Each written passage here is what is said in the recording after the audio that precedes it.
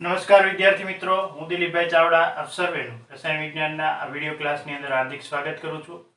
આજે આપણે hello alkane hello arene સંયોજનોની અંદર જે હેલો આલ્કેન સંયોજનોના રાસાયણિક ગુણધર્મો ભણી રહ્યા હતા, એમાં આપણે જે પ્રક્રિયા ભણી રહ્યા હતા એ કેન્દ્રાનુરાગી વિસ્થાપન પ્રક્રિયા.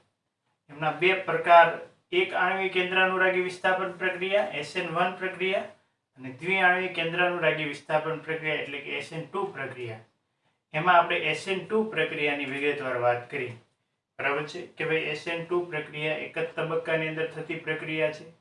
SN2 પ્રક્રિયા છે એમની અંદર હેલો આલ્કેન સંયોજન કેન્દ્રાનુરાગી પ્રક્રિયક સાથે પ્રક્રિયા કરી સૌપ્રથમ સંક્રાંતિ અવસ્થા પ્રાપ્ત કરે છે, જ્યાં હેલો આલ્કેનમાંના કાર્બનનું sp3 સંકરણનું સંક્રાંતિ તબક્કા દરમિયાન, સંક્રાંતિ અવસ્થા દરમિયાન કાર્બન C sp3 માંથી sp2 સંકરણ પ્રાપ્ત કરે છે. ત્યારબાદ તરત જ બરાબર છે ઝડપથી પ્રક્રિયા આગળ વધી અને હેલો આલ્કેનમાંથી આલ્કોહોલ સંયોજન બનાવે છે. બરાબર, તો આ જે પ્રક્રિયા છે એમને દ્વિઆણ્વિક કેન્દ્રાનુરાગી વિસ્થાપન પ્રક્રિયા કહેવાય. દ્વિઆણ્વિક એટલા માટે કે અહીંયા પ્રક્રિયાના વેગ માટે પ્રક્રિયાર્થી એટલે કે પ્રક્રિયા કરનાર પદાર્થ હેલો આલ્કેન અને કેન્દ્રાનુરાગી પ્રક્રિયક બંનેની સાંદ્રતા જવાબદાર હોવાને કારણે એમને કહેવામાં આવે છે દ્વિઆણ્વિક કેન્દ્રાનુરાગી વિસ્થાપન પ્રક્રિયા. માટે જ પ્રક્રિયા વેગના સમીકરણ બરાબર આપણે લખી છે કે ગુણ્યા પ્રક્રિયાર્થીની સાંદ્રતાની 1 ઘાત કેન્દ્રાનુરાગી પ્રક્રિયકની સાંદ્રતાની 1 ઘાત. આમના આધારે આપણે એવું કહી શકીએ આ પ્રક્રિયા છે એ દ્વિતીય ક્રમની થશે. SN2 પ્રક્રિયાનો પ્રક્રિયાક્રમ 2 થશે. બરાબર છે, તો આ બધી વાત આપણે ભણીએ. આ ઉપરાંત આપણે એ પણ જોયું કે ભાઈ SN2 પ્રક્રિયામાં હેલો આલ્કેનમાં કાર્બન સાથેના હાઇડ્રોજનના બંધ તે દિશામાં હોય છે એ નિપજ બનતા એમના બંધ છે એમની દિશા ઉલટાઈ જાય છે, જેમને ઇન્વર્ઝન કહેવામાં આવે છે. શું કહેવામાં આવે છે? વિન્યાસી ઇન્વર્ઝન. બરાબર છે, આવા શબ્દથી ઓળખવામાં આવે છે. તો આ થઈ દ્વિઆણ્વિક કેન્દ્રાનુરાગી વિસ્થાપન પ્રક્રિયાની ક્રિયાવિધિ સાથેની વાતો. હવે આપણે જે જોવું છે એમની પ્રતિક્રિયાત્મકતા. બરાબર છે, દ્વિઆણ્વિક કેન્દ્રાનુરાગી વિસ્થાપન પ્રક્રિયા એટલે કે SN2 પ્રક્રિયા, એમની રાસાયણિક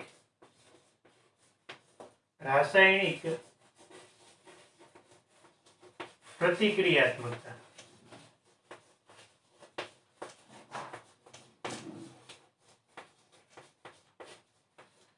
તો રાસાયણિક પ્રતિક્રિયાત્મકતાની વાત કરી કે ભાઈ આજે દ્વિઆણ્વિક કેન્દ્રાનુરાગી વિસ્થાપન પ્રક્રિયા છે એ કેવા કેન્દ્રાનુરાગી પ્રક્રિયક સાથે પ્રક્રિયા ઝડપથી કરે છે? બરાબર છે, અથવા તો કયો કેન્દ્રાનુરાગી પ્રક્રિયક છે એ હેલો આલ્કેન સાથે પ્રક્રિયા છે એ ઝડપથી કરતો હોય છે. તો આપણે પહેલા હેલો આલ્કેન માટેની પ્રતિક્રિયાત્મકતાનો ક્રમ લખીએ. તો ભાઈ CX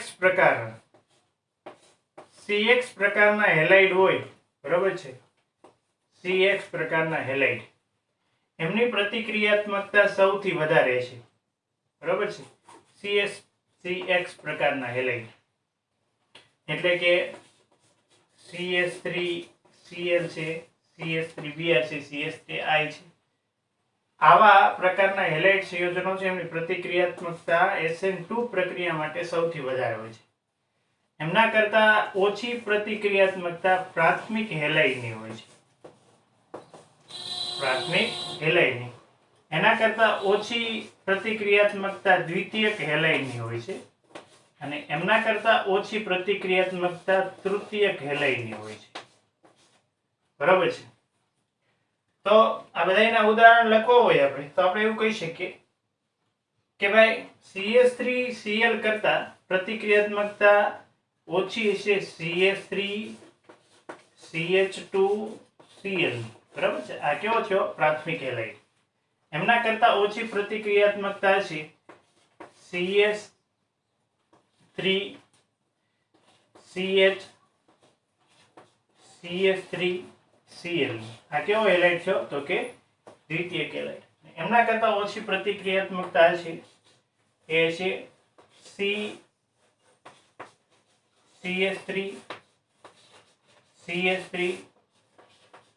CH3 અને Cl.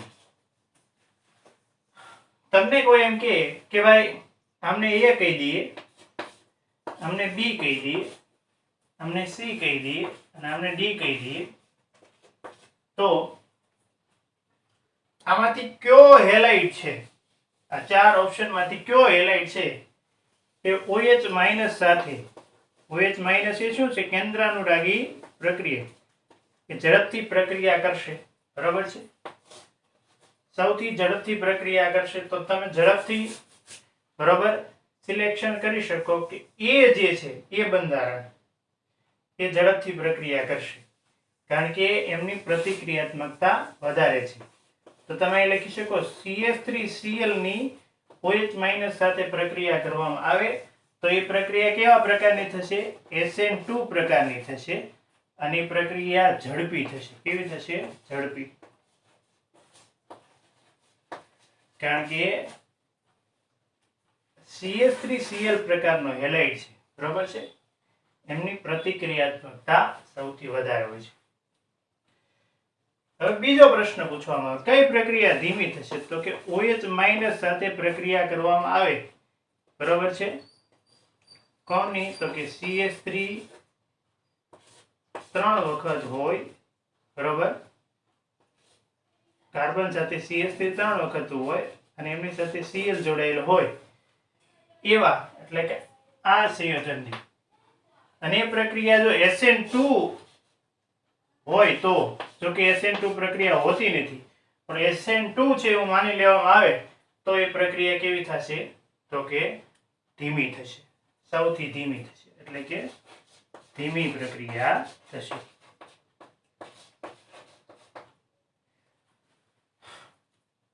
તો નાનો અણુ હોય તો એ SN2 પ્રક્રિયા ઝડપી કરશે અને મોટો અણુ હોય, બરાબર છે? મોટો અણુ હોય, આવો મોટો અણુ, તો એ SN2 પ્રક્રિયા કેવી કરશે?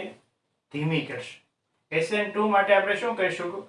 આવા નાના અણુ છે, બરાબર છે, એ SN2 પ્રક્રિયા ઝડપી કરશે અને મોટા અણુઓ છે, દ્વિતીયક તૃતીયક પ્રકારના હેલાઇડ, એ SN2 પ્રક્રિયા કેવી કરશે? ધીમી કરશે, બરાબર છે? કારણ કે મોટો અણુ હોય, બરાબર છે? કેમ આવું થાય છે એવું આપણે સમજવું હોય તો આપણે એવું કહી શકીએ, ભાઈ મોટો અણુ હોય, બરાબર છે, તો મોટા અણુની અંદર અવકાશી અવરોધ વધારે હોય છે. આપણે એવું લખી શકીએ કે મોટા અણુમાં અવકાશી અવરોધ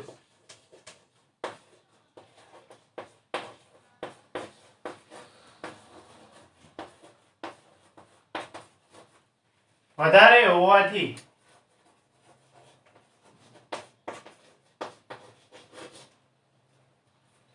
દ્વિતીયક હેલાઇડ અને તૃતીયક હેલાઇડ સંયોજનો SN2 પ્રક્રિયા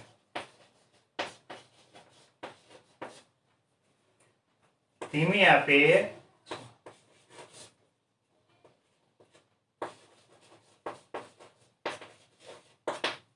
અવકાશી અવરોધ એટલે શું? તો તમે જો તો અહીંયા અવરોધક સમૂહ થશે, આ CH3 1 2 અને 3 એ શું થશે? અવરોધક અણુ સમૂહ થશે. અહીંયા એવા બે અવરોધક સમૂહ છે, તો અવરોધકતા વધુ એમ પ્રતિક્રિયાત્મકતા SN2 પ્રક્રિયા માટે કેવી થશે? ઓછી થશે, એટલે કે પ્રક્રિયા કેવી થશે? ધીમી થશે. જ્યારે પ્રાથમિક દ્વિતીયક હેલાઇડની અંદર આવા અવરોધક સમૂહની સંખ્યા ઓછી હોય છે અને માટે એમની પ્રતિક્રિયાત્મકતા કેવી હોય છે? વધુ હોય છે. આ થઈ દ્વિઆણ્વિક કેન્દ્રાનુરાગી વિસ્થાપન પ્રક્રિયા SN2 પ્રક્રિયા માટે રાસાયણિક પ્રતિક્રિયાત્મકતાની વાત. બરોબર છે. 0 ડિગ્રી હેલાઇટ કરતા પ્રાથમિક હેલાઇટ ને પ્રાથમિક હેલાઇટ કરતા દ્વિતીયક હેલાઇટ ને દ્વિતીયક હેલાઇટ કરતા તૃતીયક હેલાઇટ તરફ જઈએ. 0 ડિગ્રી થી તૃતીયક હેલાઇટ એમ અવકાશીય અવરોધકતા વધે છે અને અવકાશીય અવરોધકતા વધવાની સાથે પ્રતિક્રિયાત્મકતા ઘટે છે. અણુ મોટો એમ અવકાશી અવરોધ વધારે અને એમ પ્રતિક્રિયાત્મકતા ઓછી. અવરોધકતા અને પ્રતિક્રિયાત્મકતા એકબીજાને વ્યસ્ત પ્રમાણમાં SN2 પ્રક્રિયા માટે હોય છે. બરોબર છે. એટલે આ તમારે ખાસ યાદ રાખવાનું છે. હવે જે સમજવું છે એ છે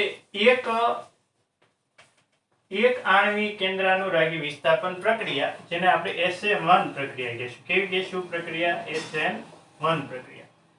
તો SN1 પ્રક્રિયા કઈ રીતે થાય છે એ સમજવું છે આપણે. એક આણ્વીય કેન્દ્રાનુરાગી વિસ્થાપન પ્રક્રિયા.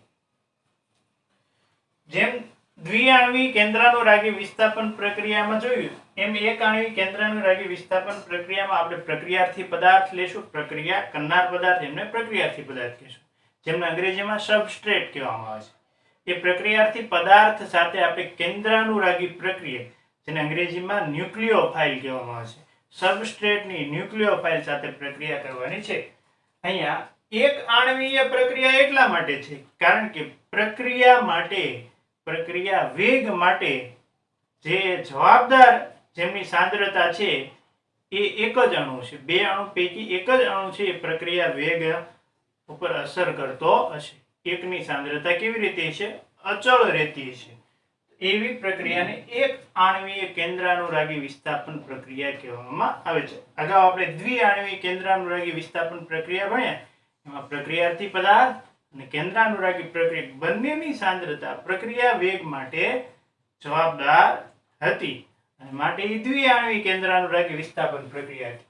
અહીંયા ફક્ત કોઈ એક પ્રક્રિયક પદાર્થની સાંદ્રતા છે એ પ્રક્રિયા માટે પ્રક્રિયાના વેગ માટે જવાબદાર રહેશે. માટે એક આણ્વિક કેન્દ્રાનુરાગી વિસ્થાપન પ્રક્રિયા કહેવાય.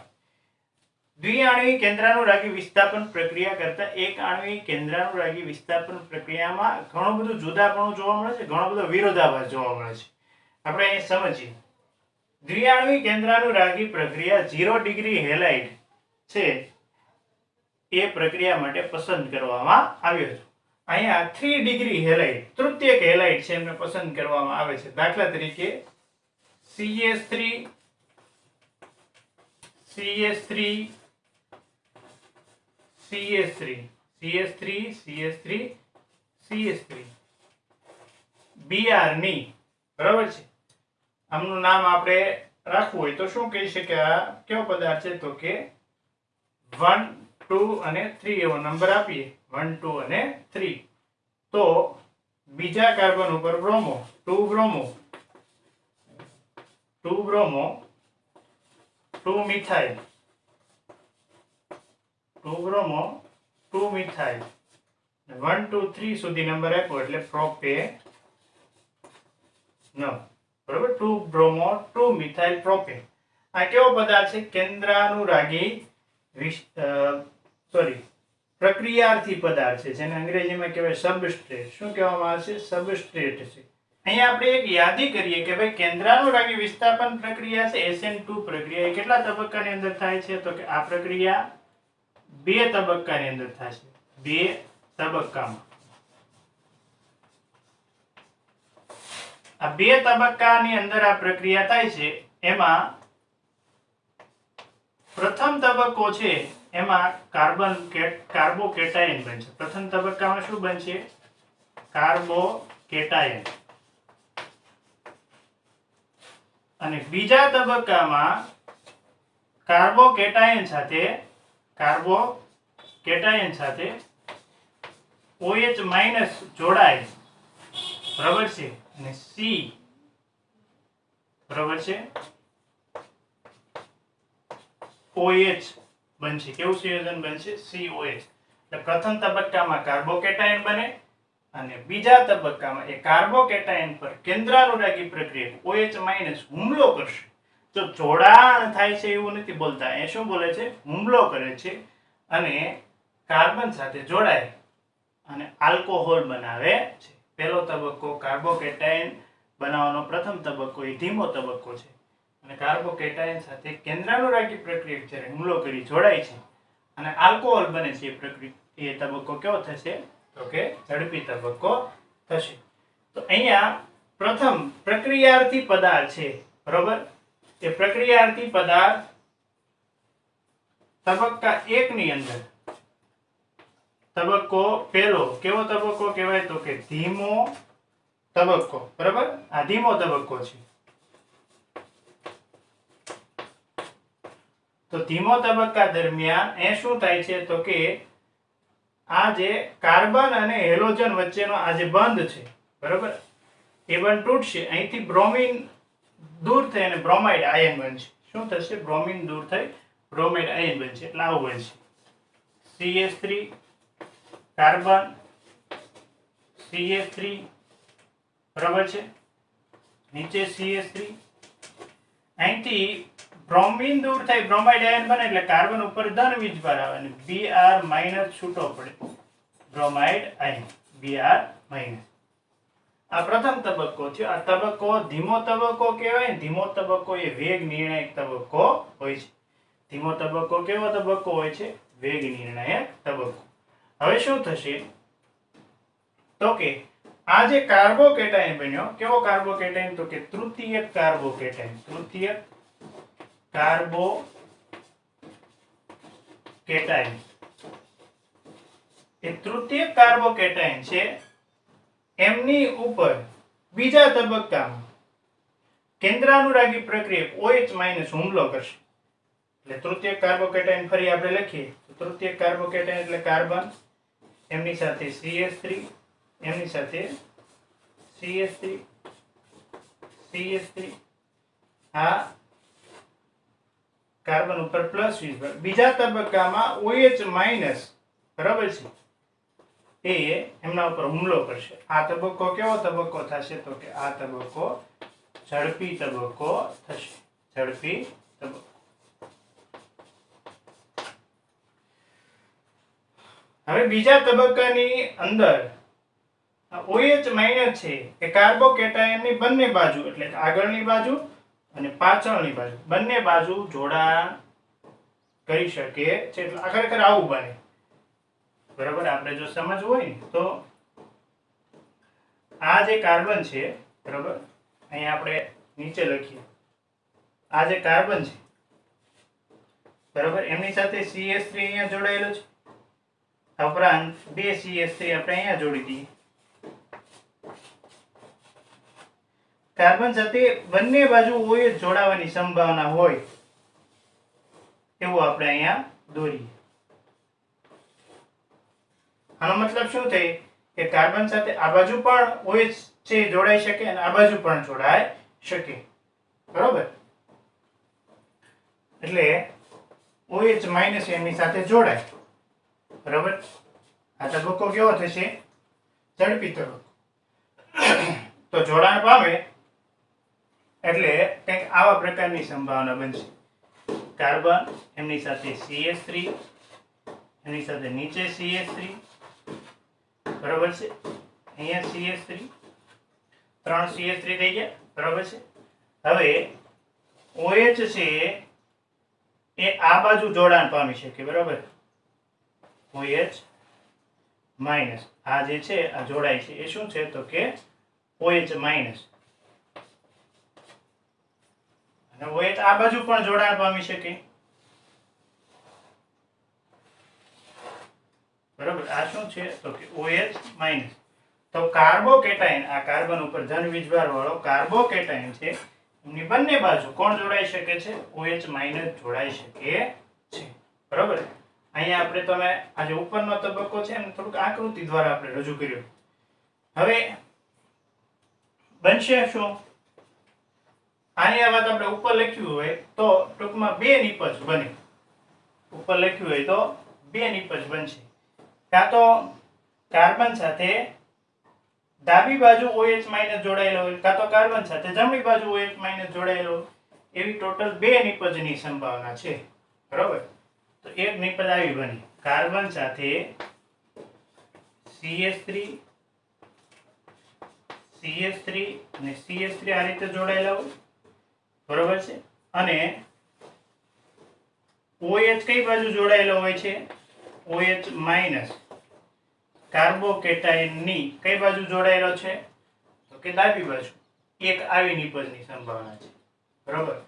અને બીજી કાર્બોકેટાયન, કાર્બન ઉપર ધન વીજભાર છે એવો કાર્બોકેટાયન, એમની સાથે 3 CH3 સમૂહ જોડાયેલા છે, તો 3 CH3 સમૂહ, CH3 CH3. અને એક સંભાવના છે કે આ જે OH માઇનસ છે એ કાર્બોકેટાયનની કઈ બાજુ જોડાય? તો કે જમણી બાજુ. જો આમના બે ભાગ પાડી દેવામાં આવે, ટૂંકમાં એવું કહી શકાય.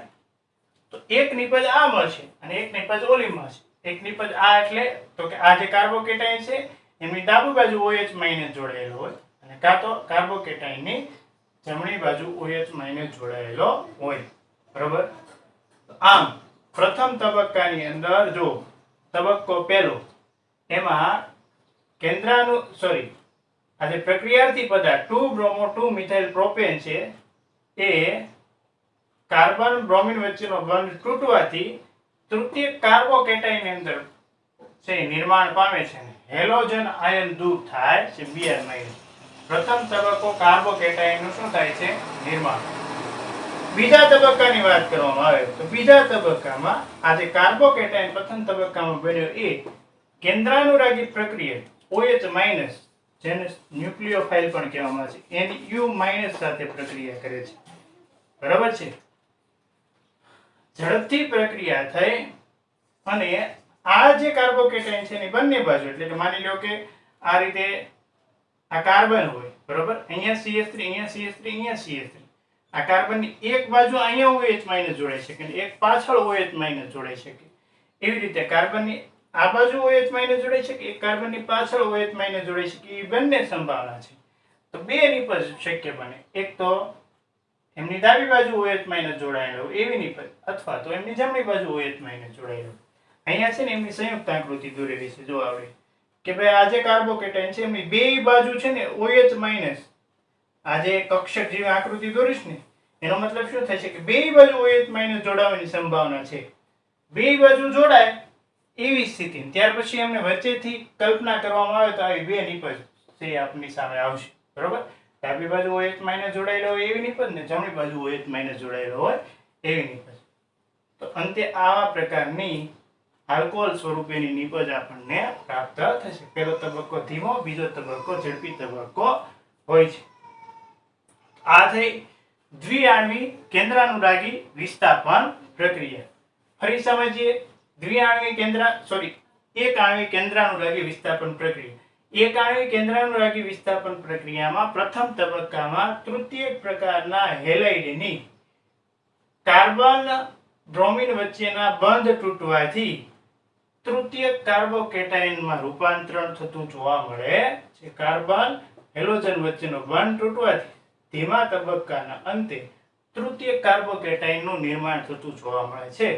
અને આ તબક્કામાં હેલાઇડ આયન, બ્રોમાઇડ આયન છૂટો પડતો જોવા મળે છે. આ પ્રથમ તબક્કો, જેમને આપણે કાર્બોકેટાયનનું નિર્માણ થતું હોય એવો તબક્કા તરીકે ઓળખીશું.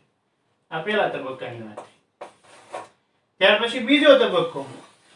બીજા તબક્કામાં અહીંયા જે કાર્બોકેટાયન આપણને પ્રાપ્ત થયો છે એ કાર્બોકેટાયન કેન્દ્રાનુરાગી પ્રક્રિયક સાથે પ્રક્રિયા કરી, બરાબર, ઝડપી પ્રક્રિયા કરી અને આલ્કોહોલ પ્રકારની નિપજ આપશે. એમાં બંને પ્રકારની નિપજની સંભાવના છે. કાર્બોકેટાયનની જમણી બાજુ આલ્કોહોલ સમૂહ જોડે અથવા તો કાર્બોકેટાયનની ડાબી બાજુ. અહીંયા ડાબી બાજુ, અહીંયા જમણી બાજુ છે એ કાર્બોકેટાયન જોડાયેલો જોઈ શકાય છે. ખરેખર થતું શું હોય છે તો કે આ જે કાર્બોકેટાયન છે એની બંને બાજુ OH જોડાવાની સંભાવના હોય. બંને બાજુ OH જોડાય ત્યાર પછી એમને બે ભાગમાં કલ્પવામાં આવે તો આવા બે ભાગ છે એ આપણે જોઈ શકીએ. તો પહેલી પ્રક્રિયા તમારે આ વિચારવાની જરૂરિયાત છે કે ખરેખર પહેલા આવું થતું હોય. આ જે કાર્બોકેટાયન છે એમની બંને બાજુ OH જોડાવાની સંભાવના હોય. બંને બાજુ OH જોડાઈ જાય પછી વચ્ચેથી એમની કલ્પના કરવામાં આવે તો OH એક ડાબી બાજુ જોડાયેલો હોય એવી નિપજ જોવા મળે, એક OH જમણી બાજુ જોડાયેલો હોય એવી નિપજ જોવા મળે છે. તો આ થઈ એક આણ્વિક કેન્દ્રાનુરાગી વિસ્થાપનની 2 તબક્કામાં થતી પ્રક્રિયાની ક્રિયાવિધિની વાત. આ એમની ક્રિયાવિધિ છે, બરોબર છે. પહેલા તબક્કામાં કાર્બોકેટાયનનું નિર્માણ થાય છે અને બીજા તબક્કામાં કાર્બોકેટાયન ઉપર કેન્દ્રાનુરાગી પ્રક્રિયા OH- હુમલો કરી અને આલ્કોહોલમાં પરિણમે છે, બરોબર છે. તો આ અહીંયા આપણે એક વાત સમજવી છે, એમના પહેલા થોડુંક રિવિઝન અને એ વાતની અંદર આ બાબતનો સમાવેશ છે, એ બાબતને ફરીવાર આપણે તાજી કરીએ તો અહીંયા આપણે જોયું તો આવા પ્રકારનો કાર્બોકેટાયન બનતો જોયો તો આપણે.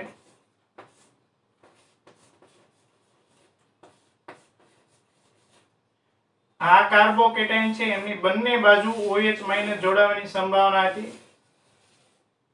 બરોબર છે. માની લો કે એમની સાથે OH- જોડાય, બરોબર છે, તો એમને અનુરૂપ નિપજ કંઈક આવી મળતી.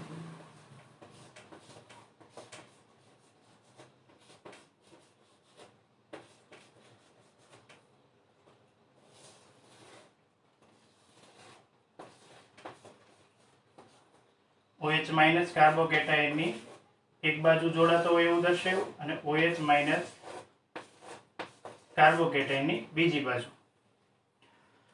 હવે અહીંયા શું થાય છે કે આ જે મિશ્રણ મળે છે, બરોબર, એમના મિશ્રણની વાત કરવામાં આવે તો બે આવા જુદા જુદા આમાંથી સંયોજનો છે એમની કલ્પના થઈ શકે, બરોબર છે.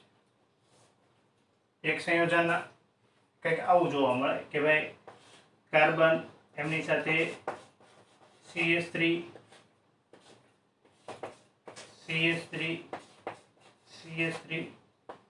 અને OH જોડાતો હોય એવું. અને એક સંયોજન આવું જોવા મળે, કાર્બન એમની સાથે CH3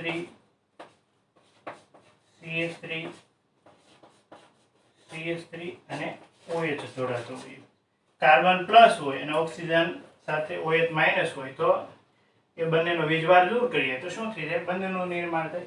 તો આવી બે નિપજની સંભાવના છે, OH ડાબી બાજુ, OH જમણી બાજુ. પરંતુ આ જે કાર્બન છે જેમની સાથે અહીંયા 4 સમૂહ જોડાયેલા છે, એ કાર્બન સાથેના ચારે સમૂહ છે ને એ જો તો જુદા જુદા છે નહીં. અહીંયા એવો કાર્બન કે જેની સાથેના ચારેય સમૂહ જુદા જુદા હોય તો એવા કાર્બનને કિરાલ કાર્બન કહેવાય. અહીંયા આ કાર્બન છે કિરાલ કાર્બન નથી. કેવો કાર્બન નથી? તો કે કિરાલ કાર્બન નથી. અહીંયા પણ કિરાલ કાર્બન નથી. જો કોઈ એવો કિરાલ કાર્બન હોય એ કેવો ગુણધર્મ દર્શાવે? પ્રકાશ ક્રિયાશીલતાનો ગુણધર્મ દર્શાવે. અહીંયા કિરાલ કાર્બન છે નહીં તો પ્રકાશ ક્રિયાશીલતાનો ગુણધર્મ દર્શાવે નહીં, બરાબર છે. પરંતુ આવો કોઈ પદાર્થ હોય કે જેમાં કાર્બન છે એ કિરાલ હોય, બરાબર, અને એમને આવી બે નિપજ મળતી હોય, બરાબર, અને એમાં પ્રકાશ ક્રિયાશીલતાનો ગુણધર્મ જોવા મળતો હોય, એવી જે નિપજનું મિશ્રણ છે એમને રેશમિક મિશ્રણ કહેવામાં આવે છે, બરાબર છે. અહીંયા આ જે મિશ્રણ છે એમને રેશમિક મિશ્રણ ન કહેવાય, કારણ કે આ જે કાર્બન છે એમની સાથે અહીંયા જે આ સમૂહ ચારે ચાર સમૂહ જુદા હોવા જોઈએ, એ બદલે અહીંયા 3 સમૂહ સરખા છે, એટલે કિરાલ કાર્બન નથી, અહીંયા કિરાલ કાર્બન નથી, એટલે આ બંનેનું મિશ્રણ છે એમને રેશમિક મિશ્રણ કહેવાય નહીં. તો રેશમિક મિશ્રણ કોને કહેવાય? એમનું એક ઉદાહરણ આપણે લઈએ તો ભાઈ માની લો કે, બરાબર છે, અહીંયા આપણે આવી કંઈક રજૂઆતો લખીએ. આવું કોઈ સંયોજન હોય કે અહીંયા ભાઈ H છે, બરાબર, અને અહીંયા છે CH2CH3 છે. આવું સંયોજન હોય એમની સાથે OH જોડાય તો આવું કંઈક બને. કાર્બન એમની સાથે ઉપર CH3, નીચે શું છે તો કે H, આ બાજુ શું છે તો કે CH2CH3, બરાબર. અને અહીંયા એમની સાથે શું જોડાય છે તો કે OH જોડાય. તો એક સંયોજન આવું બનશે અને એક કેવું સંયોજન બનશે તો કે આ કાર્બન છે એમની સાથે CH3 બરાબર છે, એમની સાથે H, એમની સાથે CH2CH3 અને એમની સાથે OH જોડાયેલો હોય. તો આવું જ્યારે આવો પદાર્થ હોય ત્યારે આ જે કાર્બન છે એમની સાથેના સમૂહ જોઈ લો. મિથાઇલ સમૂહ છે, હાઇડ્રોજન છે, OH છે અને ઇથાઇલ સમૂહ છે. ચારે ચાર સમૂહ જુદા છે બરોબર. તો આ સમૂહનું 50% પ્રમાણ હોય, આ સંયોજનનું 50% પ્રમાણ હોય અને આ સંયોજનનું 50% પ્રમાણ હોય. ઉપરાંત આ બે સંયોજનમાંથી એક દક્ષિણ ભ્રમણી હોય, ડેક્સ્ટ્રો, જેને પ્લસ કહેવામાં આવે અથવા તો એમને બીજા કયા નામથી ઓળખવામાં આવે, દક્ષિણ ભ્રમણી.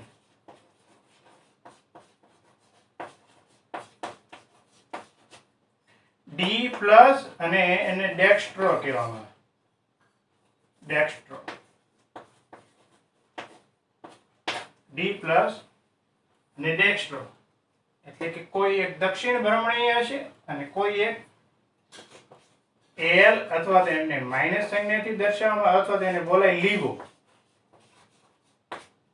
અને કેવો હશે તો કે વામ ભ્રમણી.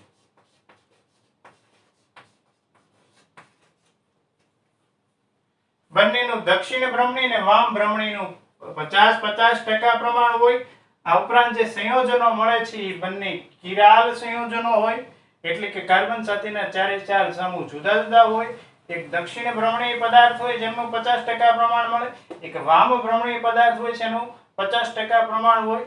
અને જે મિશ્રણ મળે છે બંને મિશ્રણ છે એ કિરાલ કાર્બન ધરાવતા હોય. તો એવા મિશ્રણને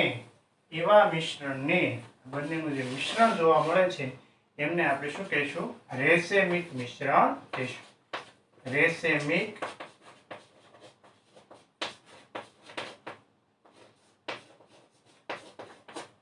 મિશ્રણ SN1 પ્રક્રિયા દરમિયાન જોવા મળે છે. પણ એની શરત શું છે તો કે જે પ્રક્રિયાર્થી પદાર્થ છે એ કેન્દ્રાનુરાગી પ્રક્રિયક સાથે પ્રક્રિયા કરે અને પ્રક્રિયાના અંતે જે બે પદાર્થોનું મિશ્રણ મળે છે એ બે પદાર્થ કિરાલ કાર્બન ધરાવતા હોવા જોઈએ. કિરાલ કાર્બન એટલે કે સાથેના ચારે ચાર સમૂહ કેવા હોવા જોઈએ, જુદા જુદા. ઉપરાંત દક્ષિણ ભ્રમણી અને વામ ભ્રમણીનું 50-50% પ્રમાણનું મિશ્રણ જોવા મળતું હોય તો એવા મિશ્રણને રેસેમિક મિશ્રણ કહેવામાં આવે છે. SN1 પ્રક્રિયા દરમિયાન આવું રેસેમિક મિશ્રણ છે એ પ્રાપ્ત થતું હોય. એમાં દક્ષિણ ભ્રમણીનું 50% પ્રમાણ હોય, વામ ભ્રમણીનું 50% પ્રમાણ હોય છે. SN1 પ્રક્રિયા માટે થોડીક વાતો લખીએ તો SN1 પ્રક્રિયા છે બે તબક્કામાં થાય છે.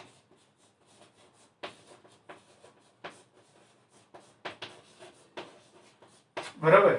આ ઉપરાંત SN1 પ્રક્રિયાનો પ્રક્રિયા વેગ લખવામાં આવે તો પ્રક્રિયા વેગ થશે k અને અહીંયા ફક્ત પ્રક્રિયા વેગ પ્રક્રિયાર્થી પદાર્થની સાંદ્રતા ઉપર જ છે આધાર રાખે છે. પ્રક્રિયાનો વેગ કોની પર આધાર રાખે છે, પ્રક્રિયાર્થી પદાર્થની સાંદ્રતા. અહીં પ્રક્રિયાર્થી પદાર્થ આપણે લીધો હતો, કયો લીધો હતો તો કે CH3 3 વખત હોય અને કાર્બન સાથે બ્રોમિન જોડાયેલો હોય એવો પ્રક્રિયાર્થી પદાર્થ હતો. બરોબર છે, 2 બ્રોમો 2 મિથાઇલ પ્રોપેન. અને એમની સાંદ્રતા ઉપર પ્રક્રિયા વેગનો આધાર હોય. બરોબર છે. કેન્દ્રાનુરાગી પ્રક્રિયકની સાંદ્રતા ઉપર પ્રક્રિયા વેગનો આધાર હોતો નથી. એટલે કેન્દ્રાનુરાગી પ્રક્રિયકને લખવામાં આવતો નથી. ફક્ત પ્રક્રિયા વેગ એ પ્રક્રિયાર્થી પદાર્થની સાંદ્રતા ઉપર આધાર રાખે છે. બરોબર. એટલે પ્રક્રિયા વેગનું સમીકરણ આ રીતે લખાય. અને પ્રક્રિયા વેગના સમીકરણ ઉપર પ્રક્રિયકની સાંદ્રતાની 1 ઘાત હોવાને કારણે પ્રક્રિયાનો ક્રમ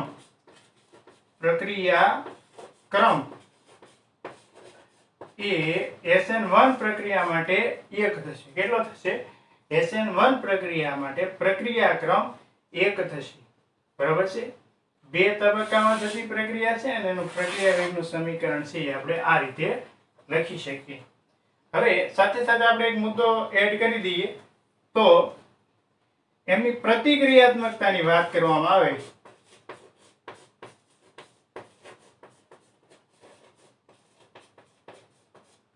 પ્રતિક્રિયાત્મકતાનો ક્રમ.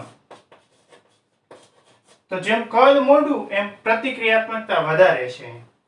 SN2 પ્રક્રિયા માટે કદ નાનું એમ પ્રતિક્રિયાત્મકતા વધારે છે. અહીંયા કદ મોટું એમ પ્રતિક્રિયાત્મકતા વધારે છે. એટલે તૃતીયક હેલાઇડ ની પ્રતિક્રિયાત્મકતા સૌથી વધારે છે એમના કરતા દ્વિતીયક હેલાઇડની, એમના કરતા પ્રાથમિક હેલાઇડની અને એમના કરતા CH3Br પ્રકારના હેલાઇડની પ્રતિક્રિયાત્મકતા ઓછી થતી જોવા મળે. તૃતીયક હેલાઇડની પ્રતિક્રિયાત્મકતા સૌથી વધારે હોય. CH3Br 0 ડિગ્રી હેલાઇડની પ્રતિક્રિયાત્મકતા સૌથી ઓછી. બરાબર છે. આ ઉપરાંત આલ્કાઇલ હેલાઇડની વાત કરવામાં આવે તો આ છે ઝડપથી પ્રક્રિયા કરી શકે. એમના કરતા RBr છે એમની પ્રક્રિયા ધીમી થતી હોય. એમના કરતા RCl છે એમની પ્રતિક્રિયા ઓછી હોય છે અને RF ની પ્રતિક્રિયાત્મકતા સૌથી ઓછી હોય છે. આ હેલાઇડની વાત થઈ. બરોબર. અને ત્યાર પછી આ જુદા જુદા હેલોજન પરમાણુ હોય તો એમાં આયોડિન યુક્ત હેલોજન પરમાણુ છે. બરોબર. આલ્કાઇલ હેલાઇડ જે ઝડપથી પ્રક્રિયા કરે. ક્લોરાઇડ યુક્ત આલ્કાઇલ હેલાઇડ છે એની પ્રક્રિયા ધીમી થતી હોય છે. તો આ થઈ SN1 પ્રક્રિયા. બરોબર. એક આણ્વિક કેન્દ્રાનુરાગી વિસ્થાપન પ્રક્રિયા 2 તબક્કાની અંદર થાય. પ્રક્રિયાના વેગનો આધાર ફક્ત પ્રક્રિયાથી પદાર્થની સાંદ્રતા ઉપર હોવાને કારણે પ્રક્રિયાનો ક્રમ 1 થશે. બરોબર છે. અને એમની પ્રતિક્રિયાત્મકતાની વાત કરીએ તો SN2 માટેનો જે પ્રતિક્રિયાત્મકતાનો ક્રમ છે એમથી ઉલટો ક્રમ છે SN1 માટેનો હોય છે. 2 તબક્કામાં પ્રથમ તબક્કામાં કાર્બોકેટાયનનું નિર્માણ થાય છે. બીજા તબક્કામાં કાર્બોકેટાયન છે એમની બંને બાજુ કેન્દ્રાનુરાગી પ્રક્રિયા હુમલો કરી અને અંતે આલ્કોહોલ પ્રકારની નીપજ આપતો હોય છે. બરાબર છે. રેસમિક મિશ્રણની પણ વાત કરી કે ભાઈ પ્રક્રિયાથી પદાર્થ કેન્દ્રાનુરાગી પ્રક્રિયા સાથે પ્રક્રિયા કરી અને બે એક સમાન પ્રમાણ ધરાવતા દક્ષિણ ભ્રમણી અને વામ ભ્રમણી પદાર્થનું મિશ્રણ જ્યારે પ્રાપ્ત થાય છે ત્યારે એવા મિશ્રણને રેસમિક મિશ્રણ કહેવામાં આવે છે. તો વિદ્યાર્થી મિત્રો આજે આપણે એટલે સુધી રાખીશું. ફરી નવી વાતો સાથે મળીશું. ત્યાં સુધી આવજો.